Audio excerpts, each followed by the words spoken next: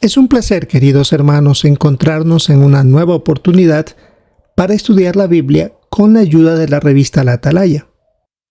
Esta es la última ocasión que utilizaremos la revista de octubre del 2023, puesto que hemos utilizado ya con este artículo el último que teníamos. La información que vamos a repasar es la que corresponde para la semana del 1 al 7 de enero. En cuanto al tema de este estudio es: aprecie el honor de adorar a Jehová en su templo espiritual. El texto central de este estudio es el Apocalipsis capítulo 14, versículo 7. Adoren al que hizo el cielo, la tierra. Al revisar el avance dice: el gran templo espiritual de Jehová es una de las enseñanzas más profundas de la Biblia. ¿Qué representa ese templo? El libro bíblico de Hebreos da algunos detalles sobre él y este artículo lo ayudará a entenderlos. Esperamos que este análisis lo anime a apreciar más el honor de adorar a Jehová. Y de verdad que es un estudio muy profundo. Hay 18 párrafos. Empecemos con el primero. ¿Qué está diciendo un ángel y qué efecto debería tener su mensaje en nosotros? En el Apocalipsis 14, 6 y 7, que es el texto central de este estudio, dice: teman a Dios y denle gloria. Adoren al que hizo el cielo, la tierra, el mar y los manantiales. Este mensaje debe motivarnos a adorar a Jehová, ya que es el Dios verdadero, y por supuesto, como comienza diciendo el párrafo, si un ángel nos hablara personalmente, ¿le prestaríamos atención? Pues aquí este ángel lo está haciendo. Párrafo 2. ¿Qué es el templo espiritual de Jehová? Y también debemos ver el recuadro, lo que no es. Este es un párrafo especial, el que tiene la respuesta de todo el artículo. El templo espiritual de Jehová es el sistema que Jehová ha establecido para adorarlo como Él quiere y se basa en el rescate, en el sacrificio de Jesús. Y según el recuadro, lo que no es, podemos decir, no es el templo de la visión que tuvo Ezequiel. Tampoco se refiere al templo santo para Jehová que constituyen los hermanos ungidos. Tampoco es el paraíso espiritual, es decir, el ambiente de prosperidad espiritual que disfrutamos. Es el sistema que Jehová ha establecido para adorarlo. Vamos a analizar algunos puntos de contraste. Párrafos 3 y 4. ¿Por qué razones estaba preocupado Pablo por los cristianos hebreos y cómo los ayudó? Estamos hablando de los cristianos hebreos porque la carta a los hebreos trataba para ellos. ¿Y por qué ellos se podían sentir desanimados? Porque no estaban en el majestuoso templo de Jerusalén para adorar, ya eso había caducado. Tampoco tenían un altar, ni sacerdotes que le dirijan en adoración a Jehová. Y como segunda razón para preocuparse de parte de Pablo, fue que ellos no se estaban esforzando por entender las verdades más profundas. Se contentaban con la ley de Moisés, que eso lo habían aprendido desde niño, pero no querían aprender lo nuevo que ahora se estaba realizando o enseñando después de la muerte de Cristo. Y por eso es que se escribió esta carta a los hebreos, para que ellos entiendan lo que era antes y lo que ahora significaba, y eso era lo que ellos debían poner en práctica. Veamos por eso el párrafo 5. ¿Qué es necesario que entendamos y por qué? Es imprescindible que entendamos bien lo que es el templo espiritual, porque como hemos visto, tiene como base el rescate, el sacrificio de Jesús, y gracias a este es que podemos conseguir el perdón de nuestros pecados y nos permite adorar a Dios como Él quiere. Es decir, necesitamos entender el sistema que Jehová ha dado para que nuestra adoración sea aceptada por Él mediante este rescate. Veamos entonces la correspondencia, como se indica aquí en el párrafo. Una cosa es la sombra y otra cosa es la realidad. La sombra se refiere a lo que era antes de Jesús, la realidad después de Jesús. Veamos el subtítulo El tabernáculo, párrafo 6. ¿Para qué se usaba el tabernáculo? Esto estamos hablando en el tiempo de los israelitas en el desierto. Era el lugar donde se reunían los israelitas para adorar a Dios y ofrecerle sacrificios. Cada vez que ellos se movían de un lugar a otro en el desierto, lo desmontaban en piezas y lo llevaban a donde ellos iban. Lo utilizaron durante casi 500 años hasta que se construyó el templo de Jerusalén con la dirección de Salomón. Y tenemos aquí una descripción más o menos de la representación de lo que contenía el tabernáculo y sus partes. Bien, el párrafo anterior decía que era la sombra, es decir, antes de Cristo.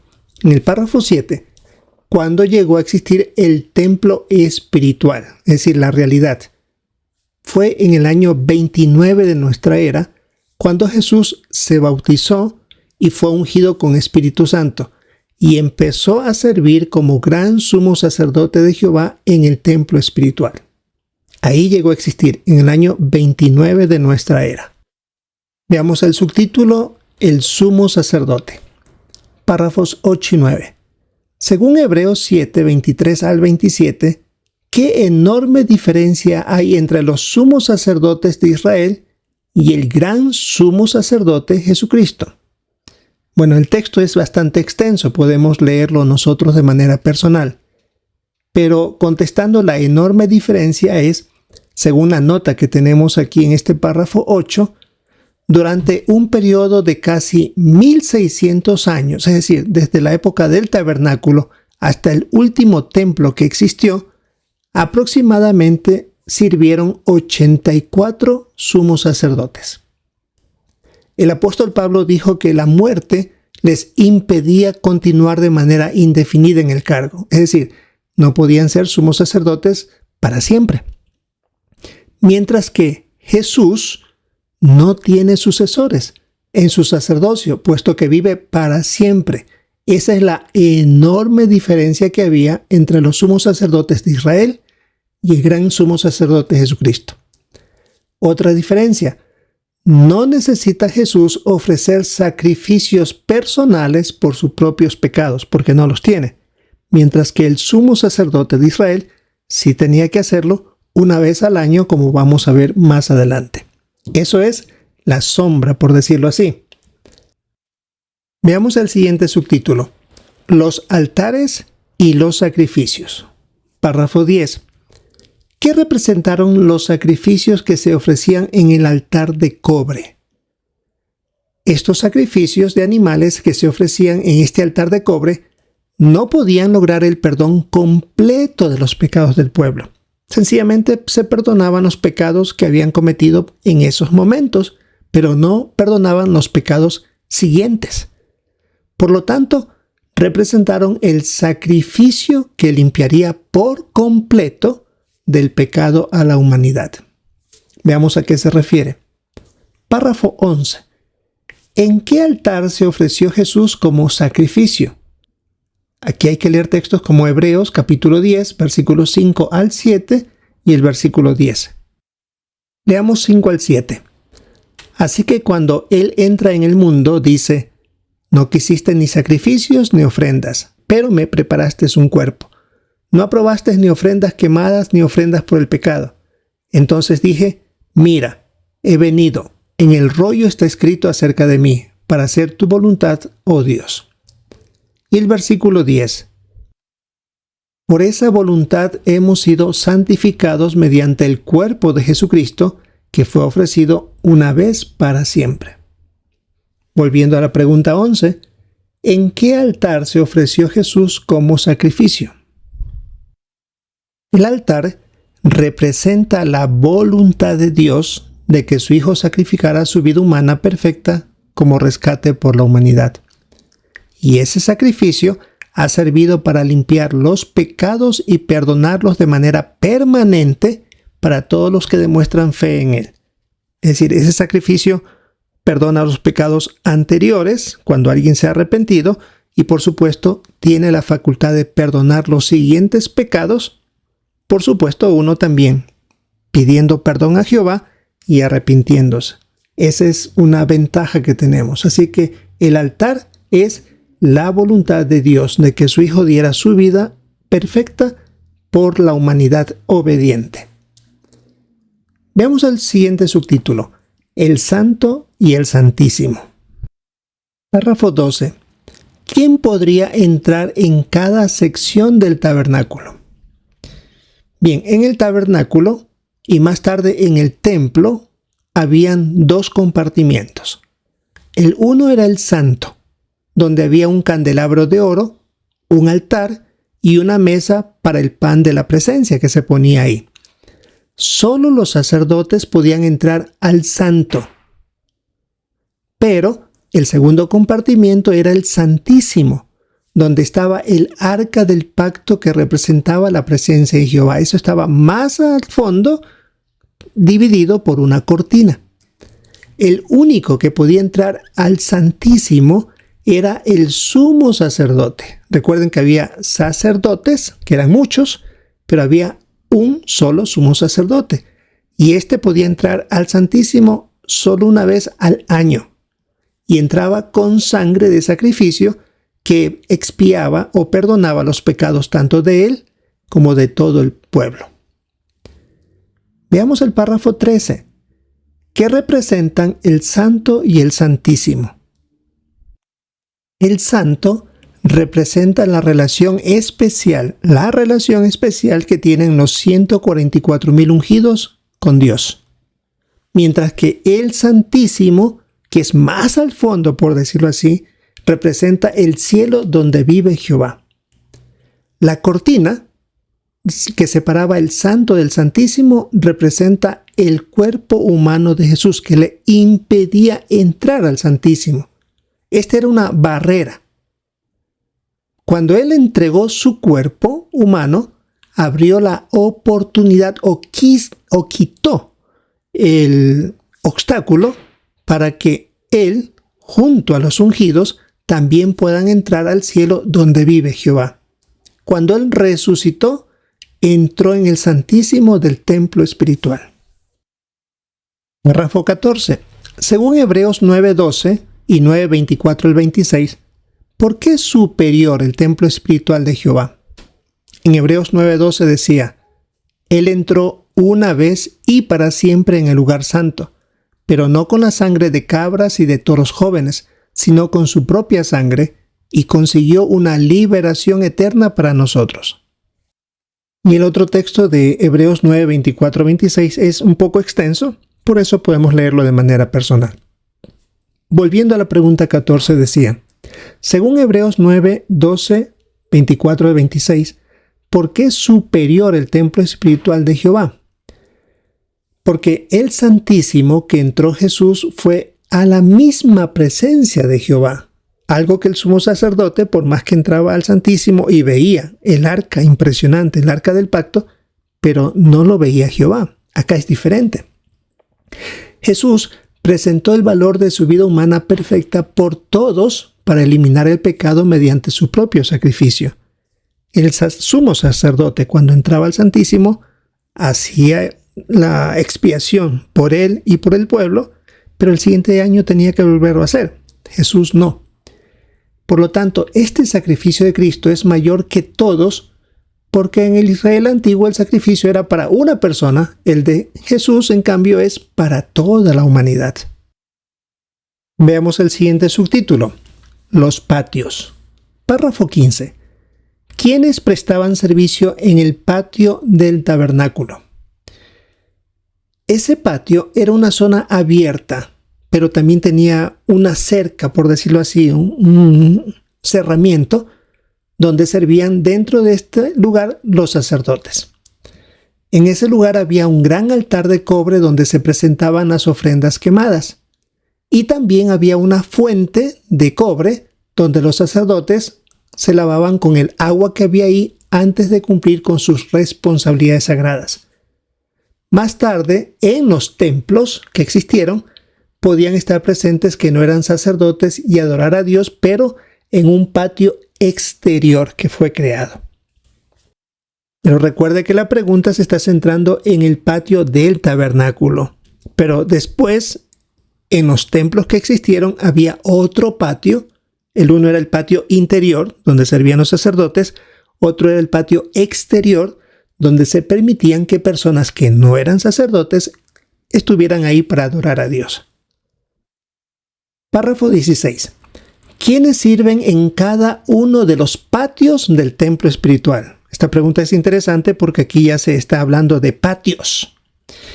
Bueno, mientras los cristianos ungidos viven en la tierra, sirven fielmente a Jehová en el patio interior, en algo que solo les aplica a ellos, y se esfuerzan por mantenerse limpios en sentido moral y espiritual, como si tuvieran la gran fuente de agua delante de ellos. Así que solo tiene que ver con su relación como ungidos y Jehová. Mientras que las otras ovejas permanecen en el patio exterior del templo espiritual donde adoramos a Dios. No de la misma manera como los ungidos en el aspecto de relación personal, porque los ungidos son considerados hijos de Dios, mientras que las otras ovejas, que somos parte de la gran muchedumbre, servimos a Jehová con una relación de seres humanos imperfectos y que tenemos, igual que los ungidos, de permanecer leales hasta el fin. Veamos el siguiente subtítulo: el honor de adorar a Jehová. Párrafo 17. ¿Qué sacrificios podemos ofrecerle a Jehová? Podemos usar nuestro tiempo, energías y recursos para apoyar el reino. Esos son sacrificios. Cuando le damos a Jehová lo mejor de nosotros, estamos demostrando que apreciamos el honor de adorarlo. No le damos lo que sobra, porque no sería un sacrificio. Un sacrificio es algo que necesitamos y eso es lo que le damos a Jehová. Párrafo 18. Según Hebreos 10, 22 al 25, ¿qué no debemos descuidar nunca y qué no debemos olvidar jamás? También es un texto extenso, así que podemos leerlo de manera personal. ¿Qué es lo que no hay que descuidar nunca? La oración a Jehová. Hablar a otros de nuestra esperanza. De reunirnos con nuestros hermanos para animarnos unos a otros. Y esforzarnos por entender las cosas profundas como las del gran templo espiritual y el valioso honor que tenemos de adorar a Jehová. Estas dos cosas últimas no debemos olvidar jamás. Ahora veamos las preguntas de repaso. ¿Qué respondería? ¿Por qué razones estaba preocupado Pablo por los cristianos hebreos? La primera razón era porque no tenían el templo donde ellos podían ofrecer sacrificios a Jehová, ni tampoco tenían sacerdotes, y eso los podía desanimar en comparación con lo que se practicaba antes bajo la ley de Moisés. Y en segundo lugar, no se estaban esforzando por entender las enseñanzas espirituales nuevas o las más profundas. La otra pregunta: ¿por qué es superior el templo espiritual de Jehová? Porque es el sistema que Jehová ha establecido para adorarlo como Él quiere y se basa en el rescate, el sacrificio de Jesús. Todo lo que es parte de este templo espiritual es eterno. Y también tenemos la oportunidad de conseguir una buena posición ante Jehová si lo adoramos como Él desea. La última pregunta de repaso: ¿qué no debemos descuidar nunca y qué no debemos olvidar jamás? No debemos descuidar la oración a Jehová, hablar a otros de nuestra esperanza, reunirnos con nuestros hermanos y animarnos unos a otros y de adorar a Jehová. Y nunca debemos olvidar las cosas que hemos aprendido sobre el gran templo espiritual, que es algo muy profundo, ni el valioso honor que tenemos de adorar a Jehová. Sin duda, queridos hermanos, es un estudio muy profundo, pero muy sencillo a la vez de cómo se lo ha explicado de parte del esclavo. Y es algo que debemos atesorar y entenderlo bien, y si no lo volvimos a entender, pues repasarlo otra vez, y sin duda en la reunión, gracias al Espíritu de Jehová, mediante la oración en la reunión, pues podremos entender algún detalle que se nos haya pasado. Esto es lo que veremos entonces en esta semana de enero 1 al 7 en nuestro estudio de la Biblia con la ayuda de la revista La Atalaya. Recordamos el tema: aprecie el honor de adorar a Jehová en su templo espiritual. Este es el artículo de estudio número 45. Es la última ocasión que estamos usando esta revista de octubre, así que esperamos disfrutar de nuestra reunión, participar con nuestros comentarios y siempre prestar atención a los de nuestros hermanos. Si es la voluntad de Jehová, esperamos encontrarnos en una próxima oportunidad.